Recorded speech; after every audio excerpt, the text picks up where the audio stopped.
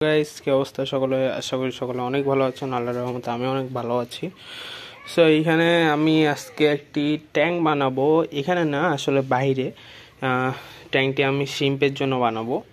তো সেজন্য আজকে ভিডিওটি আপনাদের দেখাবো যে কিভাবে আপনারা শিম্পের জন্য অথবা একটি অল্প খরচে একটি ট্যাঙ্ক বানাতে পারেন। মানে খালি একটু খাটনি লাগবে আর কি। আমারও প্রচুর খাটনি গেছে, সকাল থেকে বাঁশ দিয়ে বানাচ্ছি, তো অনেক খাটনি গেছে। তো আজকে আপনাদের সেটারই একটু বর্ণনা দেবো যে আপনারা কিভাবে বাঁশ দিয়ে একটি ট্যাঙ্ক বানাতে পারবেন। আমি মূলত ওটি হচ্ছে শিম্পের জন্য বানাচ্ছি, কারণ আমার শিম্প করার ইচ্ছা ছিল। তো ভাবলাম যে গাপ্পি বা কোনো অন্য ট্যাঙ্কের তো শিম্পের মানে শিম্প ছেড়ে রাখলে আর কি অনেক বাচ্চা যখন আমি পরিষ্কার করি তখন চলে যায়। সেজন্য আমি ভাবতেছি শিম্পের জন্য এক্সট্রা একবার আলাদা ট্যাঙ্ক বানাবো। তা আস্তে আস্তে আমি 4টা বানাবো, তো আজকে একটাই পারলাম।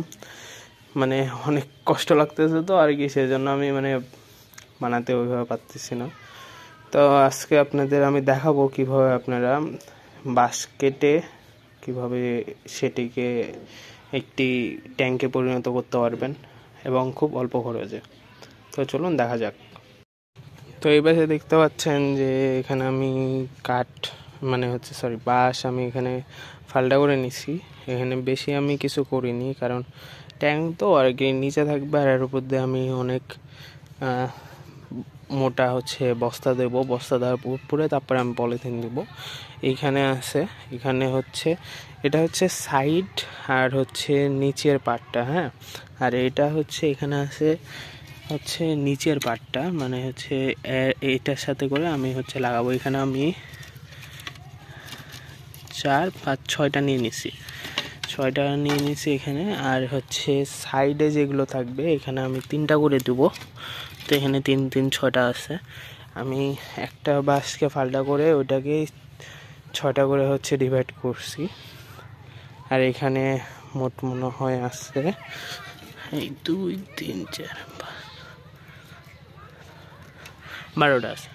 এখানে মোট 12টা আছে। এত বড় আর কি ট্যাঙ্কটা হবে। আর আমি ভাবতেছি আমার বাসার পিছে এখানে শিম্পের ট্যাঙ্কগুলো 4টা সেট আপ করবো। আর সামনের দিকে আমি উপরে একটা শেড নেট দিয়ে, কারণ এখানে অনেক আছে, গাছের রোদ টোদ পড়ে না, সেই জন্য এখানে অনেক ছায়া পাবে। আবার শিম্পের জন্য তেলগি লাগে, আমি শিম ফুড দিয়ে রাখবো। ওটাও সেরকম এলগি পড়বে না, কারণ আমার সামনের সেটআপে আপনারা জানেন কি না যে আমার সামনের সেটআপে অনেক বেশি এলগি হয়, যার ফলে আমার পানি একবারে গ্রিনিশ হয়ে যায়। এলগিতে একবারে প্ল্যান্ট একবারে নষ্ট হয়ে যায়। তাও সকাল থেকে এগুলোই করতেছিলাম। এখন আপনাদের সেট আপ করে দেখাচ্ছি। একটা হাতে ভিডিও করা তো কেউ নাই, হেল্পিং হ্যান্ড, সেই জন্য আমি লাগাই তারপরে আপনাদের দেখাচ্ছি।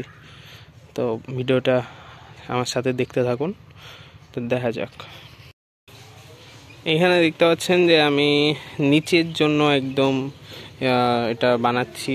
এটা একদম নিচে থাকবে, আর এটা সাইড দিয়ে 2টা হবে পার্ট, ওটা এখনো বানাইনি, এটা বানাচ্ছি। এটা দেখতে পাচ্ছেন যে এখানে 6টা আছে, আর সাইড দিয়ে 4টা দিয়ে দিছি।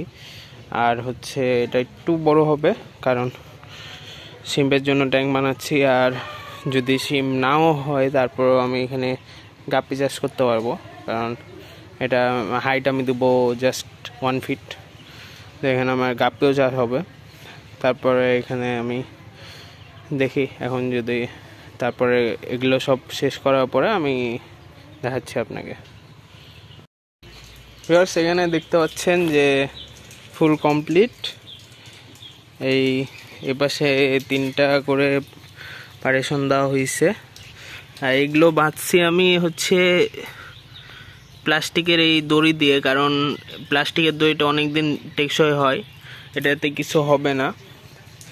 আর নিচে ইট দিয়ে দিছি একটু স্পেস রাখার জন্য, কারণ এখানে পলিথিন দিয়ে করা হবে, তো যেন একটু উপরে থাকে, সেজন্য আমি ইট দিয়ে দিছি নিচে। এর মধ্যে আমি বস্তা দিয়ে দেবো, এখানে বস্তা আছে, বস্তাগুলো আমি দিয়ে দিব।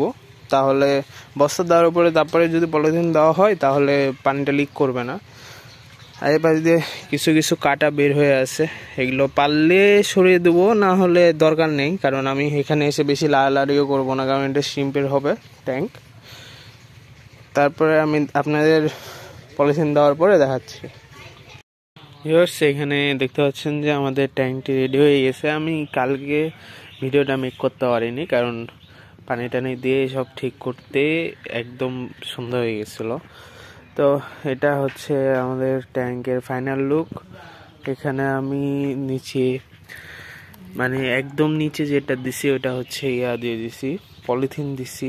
আমার আগের যেগুলো লিকেজ পলিথিনগুলো ছিল সেগুলো দিছি। আশা করি লিক হবে না, কারণ এইখানে যত ওয়েট পড়ুক নিচে পলিথিন যেটা আছে ওখানে অনেকগুলো মোটা পলিথিন আছে, আর এটা তো অবভিয়াসলি মোটা পলিথিন। আর সাইড দিয়ে আমি হচ্ছে বস্তাগুলো দিয়ে দিছি। আর এই পাশ দিয়ে তো আপনারা দেখছেনই কিভাবে কি করছি। নিচে আমি ইট দিয়ে দিছি। এখন মোটামুটি ধরা যায় যে আমি এখানে পানি দিছি, পানি দেওয়ার পরে 1 কেজির মতো আমি এখানে লবণ দিয়ে দিছি, কারণ অনেক বড় ট্যাঙ্ক আর এখানে অনেক পানি আর থাকবে, তো লবণ দেওয়াটা মাস্ট। আর হচ্ছে আপনারা জানেন যে শিম্পের ট্যাঙ্ক যেটা আছে, শিম্পের ট্যাঙ্ক যদি একটু এদিক সেদিক হয় তাহলে শিম্পে একসাথে সব মারা যায়। আর যদি একবার যদি এখানে থাকতে পারে বা একবার যদি এখানে টিকে যায় তাহলে টিকতে থাকবে। আর আমি দেখতে পাচ্ছি এখানে কিছু পাতা পড়তেছে উপর থেকে, আমি উপরে দিয়ে একটা নেট দিয়ে দেবো, নীল কালার নেট দিয়ে দেবো। নেট দিয়ে এই যে আমি এখানে এগুলো রাখছি এই উপর দিয়ে নেট দিয়ে দেওয়ার জন্য। এখানে হচ্ছে 4 কোণে বেঁধে দিলে আর কি, নেটটা দিয়ে দিলে আমার উপরে আর পাতাও পড়বে না, এখানে কোনো কিছু ঝামেলা নাই। জাস্ট আমি সিম ফেলে রাখবো, জাস্ট আমি সিম ফেলে দেবো এখানে, তাহলে আর কোনো সমস্যা হবে না। আর কি আর কিছুই নেই এখানে। আমি যখন সিম ছাড়বো তখন ছোট একটা ভিডিও করে দেবো শর্টস। এখানে আমি এখনো প্ল্যান্ট দিই নাই, কারণ আমার কাছে যেগুলো প্ল্যান্ট আছে ওগুলোতে ছোট ছোট স্নেল হয়। স্নেল হওয়া ভালো, কারণ স্নেল হচ্ছে এলিগেটর।